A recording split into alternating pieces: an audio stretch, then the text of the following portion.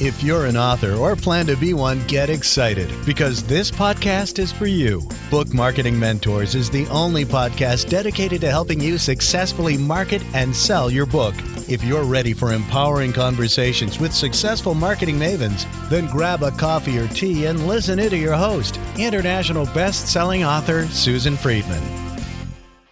Before I introduce you to today's guest expert, I have some exciting news to share. At long last, the Book Marketing Mentors Premium membership is a reality. This is a brand new membership site that's going to give you even more tips, techniques, and insider secrets from the experts. When you become a premium member, you're going to enjoy even more valuable ways to use your book to make money and thrive as a trusted expert authority in your field. As a premium subscriber, you'll get exclusive access to even more of my book and author marketing proven strategies, tools, ideas, and tips to help you market and sell more books. You'll get monthly exclusive deep dive discussions with some of the best guests I interview on the Book Marketing Mentors podcast. And then finally, how would you like me to interview you? Every month, I'll feature an interview with a nonfiction author, and you've got an opportunity to be chosen as one of those guests. Check the show notes for a link and join the Book Marketing Mentors Premium membership today so that you can also take advantage of the special introductory price. Now, let's get on with the show so that you can meet this week's guest expert and mentor. Welcome to Book Marketing Mentors, the weekly podcast where you learn proven strategies, tools, ideas, and tips from the masters. Every week, I introduce you to a marketing master who will share their expertise to help you market and sell more books. Today, my special guest is an intuitive, an abundance coach, an author, and an inspirational speaker. Julie Goetzinger helps high-achieving entrepreneurs adopt an abundant mindset so you can work less, play more, and make more money without sacrificing your time or freedom. As an intuitive, Julie has an amazing gift to see things that stand in your own way from reaching your goals and getting to the next level of success. And what she does is that she helps you release those during her intuitive coaching sessions. She's the creator of the Abundance Breakthrough and Free to Fly programs. She's a speaker colleague and a friend. So, Julie, what an absolute pleasure it is to welcome you to the show. And thank you for being this week's guest expert and mentor. Thank you so much. I'm so excited to be here. Well, Julie, it is such a pleasure to have you here. I'm just really, really excited. And I'm really excited to talk about those money blocks because whether we like it or not, somehow I believe that we have them without possibly even knowing about them. That can stand in the way of us selling books, selling ourselves, just being out there in the marketplace and feeling good about who we are and what we actually ask for our services in payment. So let's start off and dig down into that and see where we go with it. Sounds great. Talk to us more about those blocks and what are some of the things that do stand in our way? Some of the biggest blocks that my clients have faced that I see again and again is these beliefs that it's lonely at the top. Sometimes they fear that when they become wealthy, their friends that they once hung out with will no longer want to be around them. Maybe they'll fear the jealousy that could come when we grow in wealth. They might feel that their family members think, who are you to be so wealthy? You know, I worked hard my whole life and didn't reach that kind of wealth. And here you are doing something that looks fun and easy to do and receiving great money for it. They also fear that they're not who they say they are. They fear being that imposter, you know, who would listen to me, who would believe me when I don't really believe these things about myself yet. Others see us a certain way and they see us as leaders and guides and teachers. And sometimes we still don't see ourselves as that. And that can hold us back from opening up to receive abundance in all forms. That's so interesting. Yeah, that you say that, because that is very much something that when I do my virtual retreat, my author to authority retreat, and I know you in your retreat too, talk about that mindset of actually, how do you feel about yourself? Am I good enough? Am I really that expert, or do I really have that expertise that people see in me, but maybe I don't always see in myself, that imposter syndrome? How do you talk to people about that, Julie? The way we see ourselves is everything. And people can validate us all day long and say, you're so good at what you do. You're beautiful. You're smart. You're talented. And until we really believe it ourselves, we're not going to grow. We're not going to allow people to compensate us for our gifts. We'll think, oh, it's easy for me to do. I shouldn't charge so much money for that. It's easy. It was a quick, easy thing for me to do. Why should I charge a lot of money for that? It's really about looking at the value behind it and seeing money as just a form of exchange. It's just an agreement. I agree to do this service for you, or to deliver this book to you, to educate you, to inspire you. And in return, you pay me for that. It's an agreement. And it's about taking away the emotional attachment to the money and releasing the stories behind what it means, what it says about us and our value and our worth. And to realize it's just a form of exchange. It's just, I agree to give you this, you give me this. Thank you very much. Be on our way. The more that we open ourselves up to express who we really are, the more people are going to want to compensate that and give you that gratitude in the form of money. That is so powerful. That whole idea of the value that you give people. And that ties in so well, because I talk about, with my authors, the fact that it's not about the book. It's not about selling books. It's about selling your value and your message. And so that here you're saying is, hey, I'm giving you value.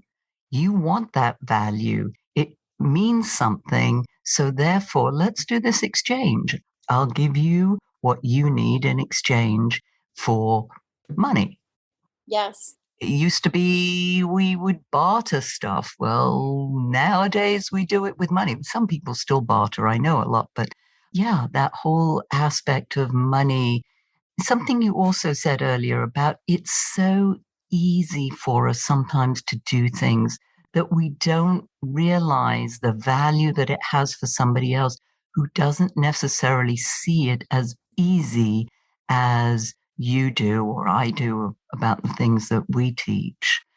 How about that limiting belief?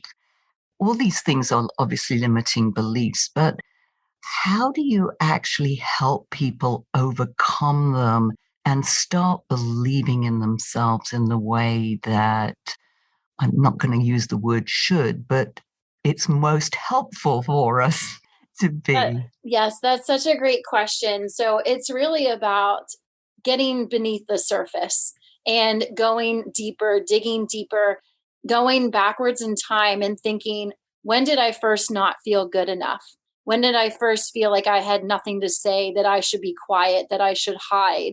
When did I first feel these feelings? And going back to that time, I actually guide my clients in meditations and healing sessions.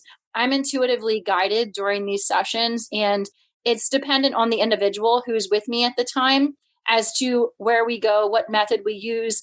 We do timeline jumping, we do past life regression healing. We go backwards and we look, when did this wound originate? We actually rewrite the past by visiting this part of their lives and then coming in as the adult version of you to interfere and come in and be that protector for that little girl. I just did this work the other day with my client. She was at a book fair as a child. She was about 6 years old at the time. her mom gave her money to buy a new book each day during the book fair. She thought that would be fun for her to do each day, pick out a new book. The third day that this little girl went to pick out a book, the mother who was volunteering said, there are some children who had to scrape up their pennies to get books. And here you are every day buying a book. That's too much. She remembered that. And she started thinking, it's wrong to have money. It's wrong to buy things. It's wrong to want things. She started to feel shame around money at that age as a little girl. What we did was we went back to that time.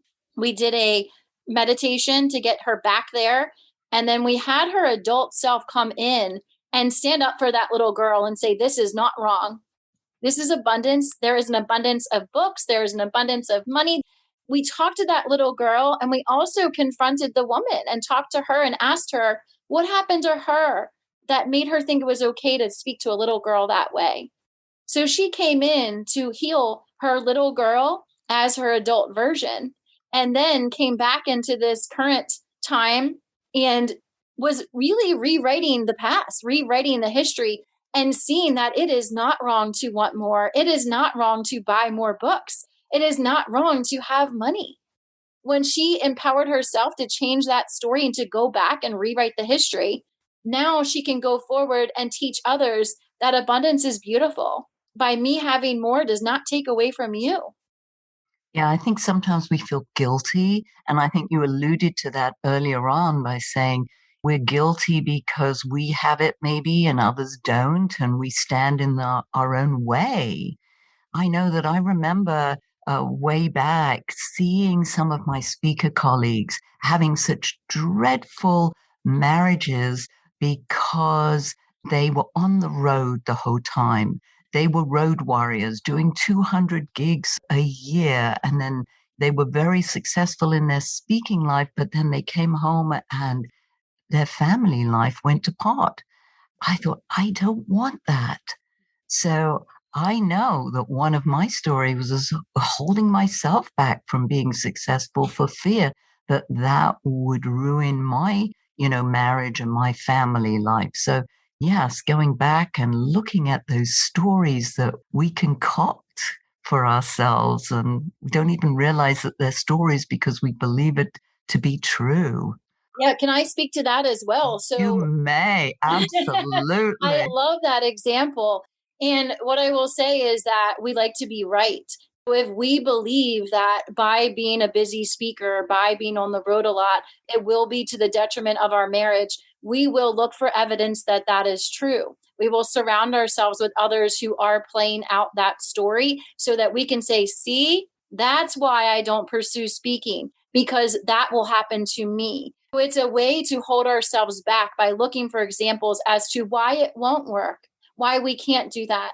I invite you to consider that that doesn't have to be the way. What if you decide to bring your family with you? If you have children, if you decide to homeschool on the road?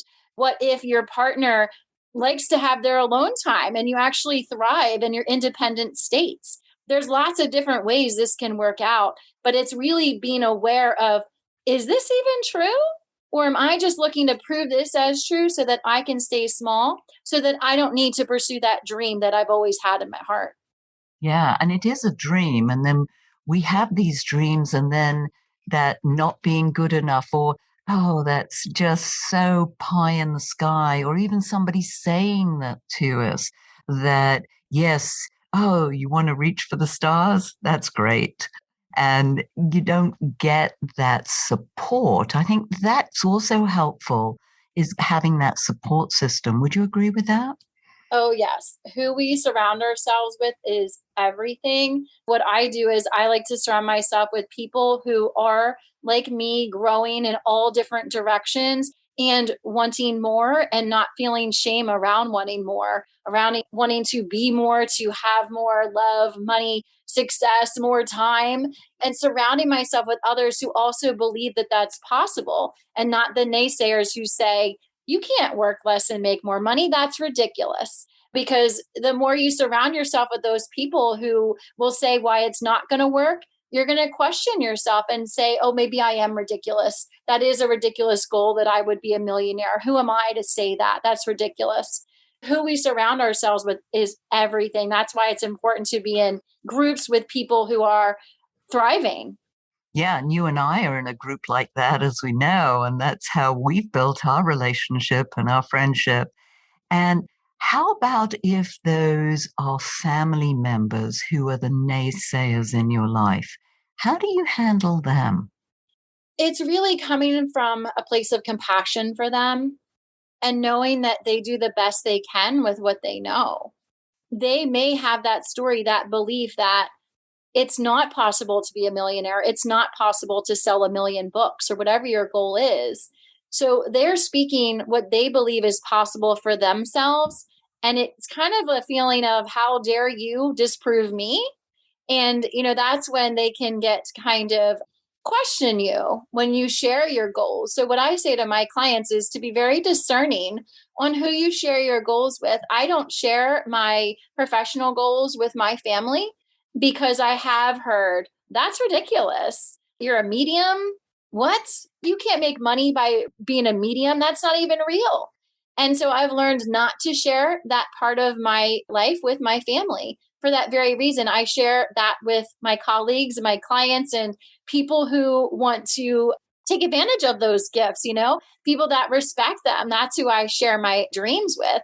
But it's the family, it's just realizing that they're doing the best they can with what they know. What they say has very little to do with you. And it's really about what they think is possible for themselves.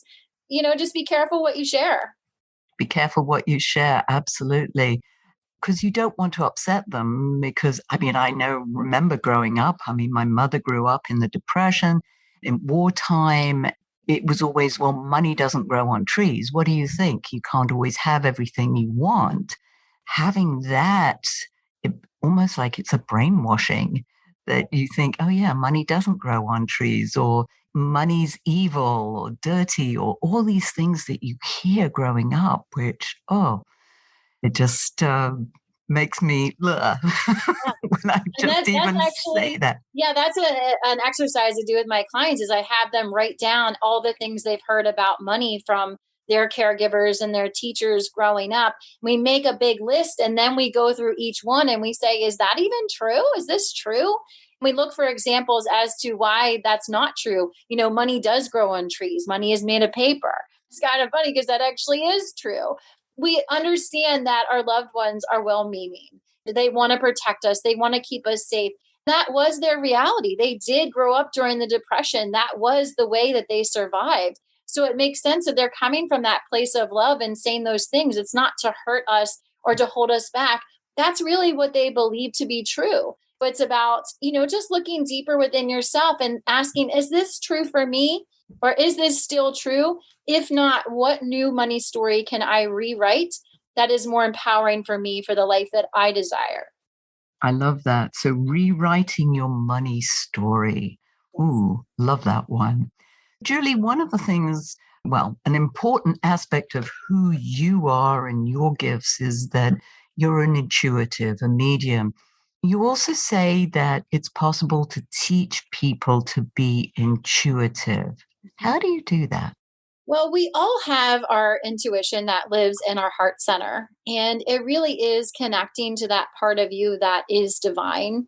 It's getting quiet, giving yourself that time to lay down, close your eyes, and to have that silent time. Some call it meditation or prayer, whatever you call it. It's just about quieting your body, your mind, your soul, getting really quiet and listening to that inner voice.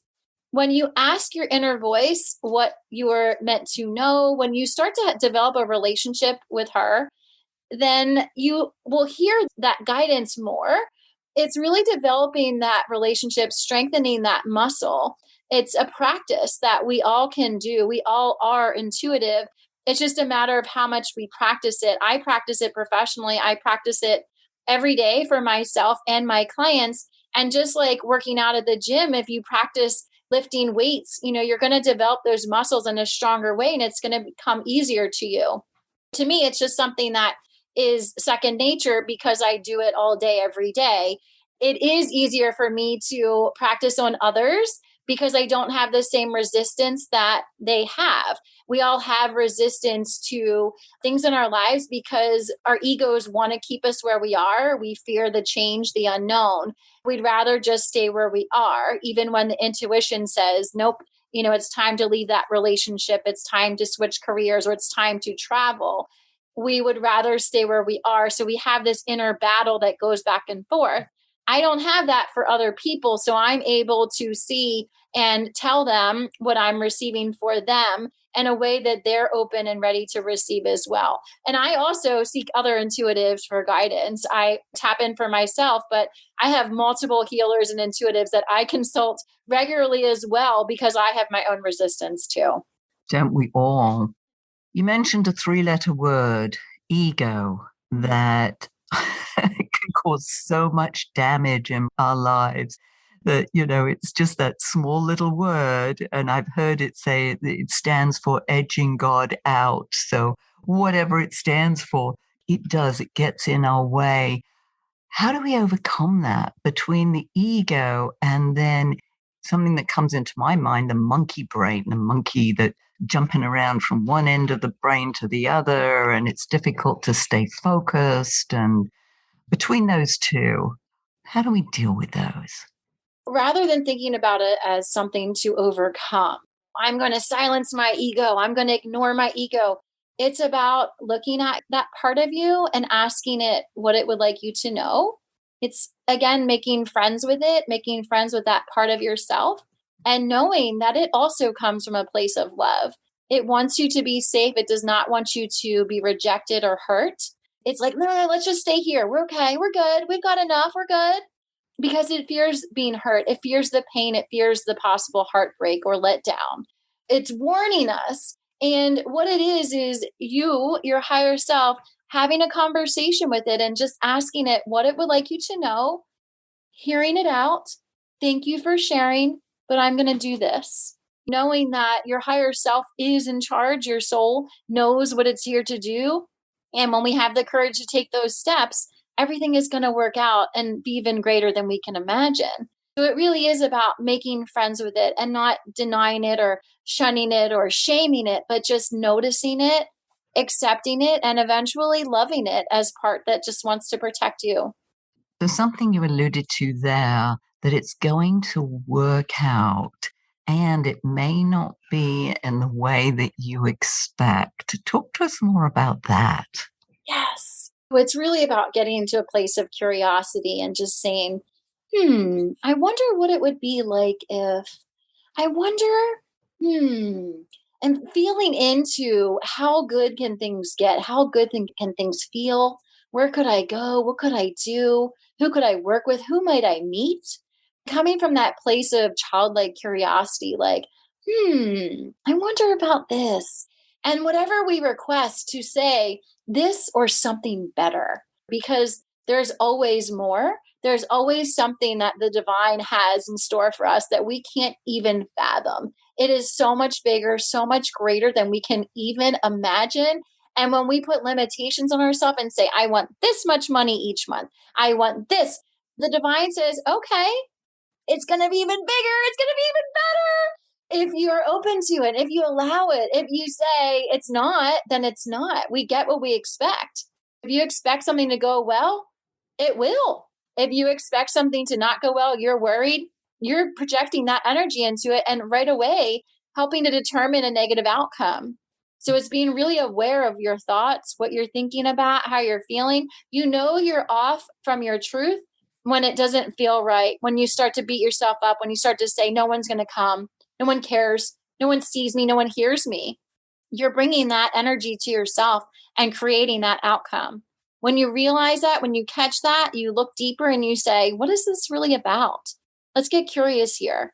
When did I first start feeling like no one was going to come, like I wasn't good enough? Going back, doing that inner work, that's why coaches are great, because this is hard work to do on our own. Having a guide, someone who can guide you through this journey, is very helpful. That's why I am never without a coach myself. That's a great segue, Julie, into talking about how you work and how our listeners could potentially use you as a guide, as a coach, as an abundance coach, which is even more important because I know that so many of them want to bring abundance into their lives. Tell us how they can do that. What I do is I host abundance breakthrough retreats. And what we do is we come together either virtually or in person. We do them once per quarter. They are very much guided by who comes, the energy in the room. As an intuitive, I feel into where do we need to go here. And it is creating that space for everyone to be seen and heard, very deeply loved and accepted, and have a place where they feel safe to share. People get very open, honest, vulnerable almost immediately because I hold that space. And that is one of my strengths, is that ability to create a loving space of acceptance where people feel like they can share things they've never shared before.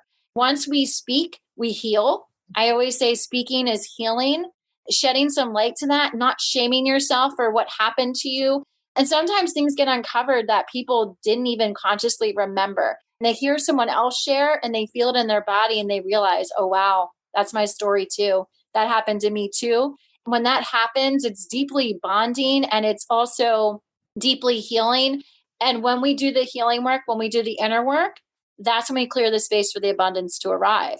That's when the new clients come in. That's when the money comes in. That's when the loving connections come in.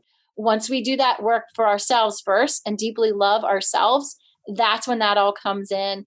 And we continue the work in my Free to Fly program because you're not going to transform every area of your life in 3 days. We will get started and we'll open the door. We'll turn that light on, but it's a continuous process. And that's what we do in my Free to Fly program. We continually meet as a community, as a group, where we can continue to grow and heal every area of our lives, our business, our personal lives.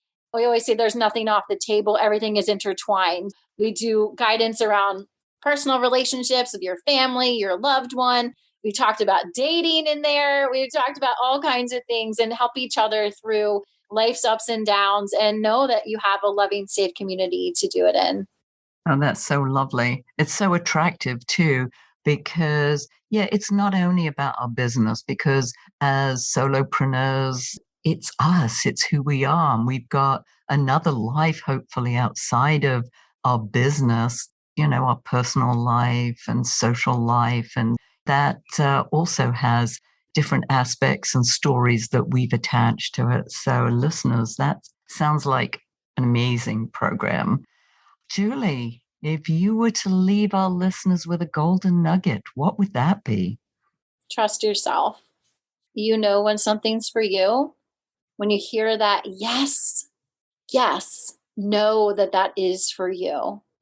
And trust that it's going to open up to something even bigger and better than you can imagine. I love that and that really speaks to me because I know anytime I listen to those voices, that says, okay, trust and believe, trust and believe. Those are my two. That's my mantra, trust and believe. I've got a beautiful sign too up on my wall that says, believe all things are possible if you believe. Yes. Love it. Julie, thank you so much for sharing your wisdom. It was magical as I knew it would be. And thank you all for taking time out of your precious day to listen to this interview.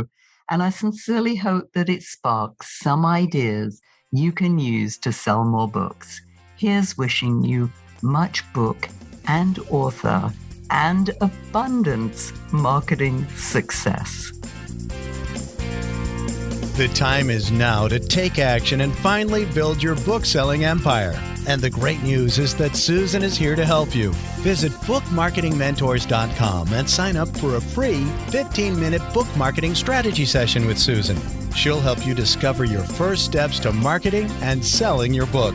Only those who take action are rewarded, so visit bookmarketingmentors.com, and we'll see you again next week.